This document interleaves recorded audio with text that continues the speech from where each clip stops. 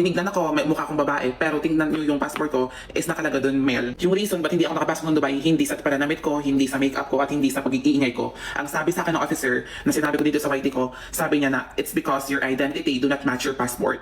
Because your identity do not match your passport. Immigration pa lang ng Pilipinas, airport pa lang ng Pilipinas, sabi ko sa kanya, behave kasi pupunta tayo sa ibang bansa. Kasi nasa airport pa lang ng Pilipinas, pinagtitinginan siya. Alam mo yan yung expression, welcome, let's go to Dubai! Behave. Pupunta tayo ng ibang bansa, mag-behave ka. Kaya pala, sa immigration ng Pilipinas, siya ang natagalan kasi ang sabi sa kanya, patingin ako ng mga, ng mga social media kung saan ka famous. Kasi sinasabi niya pala na famous siya doon. Or famous siya. So, chinek yung kanyang social media kasi famous nga. Di okay, nakalipad papuntang Dubai. Nairita na ako kasi sa aeroplano pa lang, inutusan niya si Mami Jonji, yung business partner ko na videohan mo yung paglapag ng aeroplano kasi nandun siya sa window seat. Videohan mo yung aeroplano, yung paglapag ng aeroplano. Tapos hindi na videohan kasi natataranta. Laro ka naman, laro. Hindi na video. Alam mo yung expression na gano'n na hindi mo na video ha, ba't gano'n yung tono. So nairita na ako, sabi ko behave.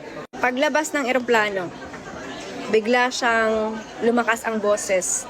Welcome to Dubai! Pinagtinginan siya ng mga kasunod namin na ibang lahi. Sabi ko sa kanya, behave.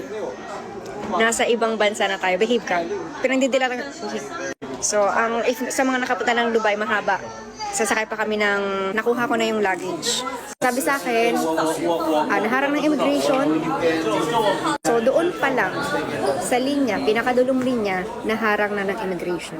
Wait, before pala sa immigration, pagsakay ng train, nag-CR. Sa girls, CR. So, ang daming CCTV sa airport. Dubai, ang daming CCTV sa airport. So, hindi ako aware na nanonood sila, natitimbrehan na. Alam niya, natitimbrehan na, nakikita. Ganon sila kahigpit. Saway ako ng saway.